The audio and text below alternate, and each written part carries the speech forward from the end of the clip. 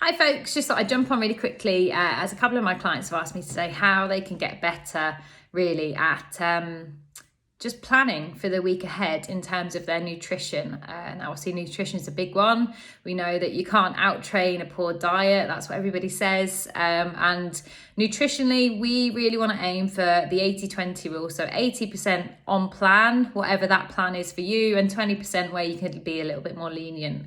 I try not to talk about food being good and bad.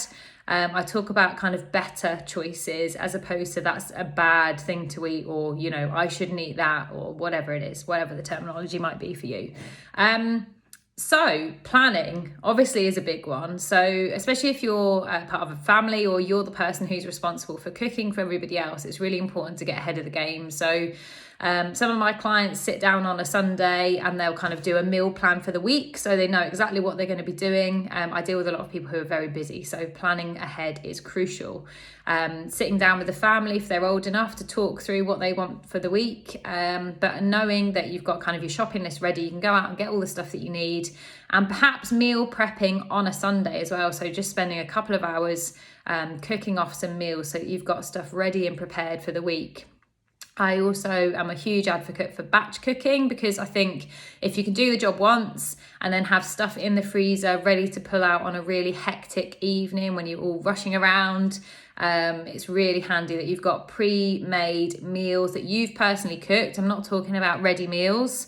I'm talking about meals that you've cooked, you know exactly what's gone into it, but you've bundled it into the freezer in those plastic tubs that we all know and love, and it's there ready to just pull out as and when you need it to be reheated. So that's a really good idea. But in terms of actually sitting and meal planning, it gives you a much better indication of the variety you're getting as well. So you can write down what you're eating for the week. So say a Sunday would be a roast. You want to plan out all your breakfasts, all your lunches, all of your dinners, so that you've got a good idea of what you're going to be eating and when.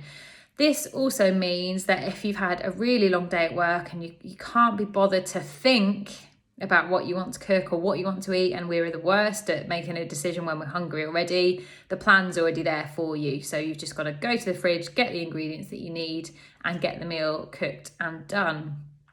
Another really good idea is kind of finding core meals that you as a family or you as an individual love to eat.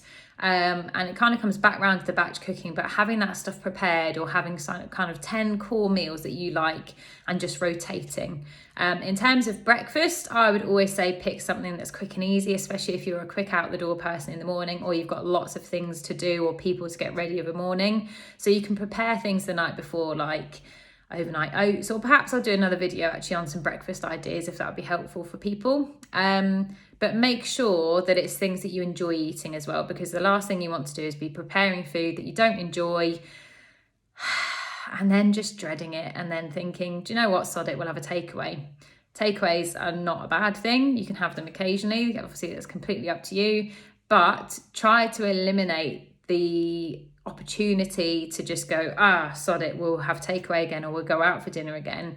By being prepared, doing a meal plan. I'm more than happy if you want to send that over to me to have a look at, and I can give you some hints and tips on what your meal planning looks like.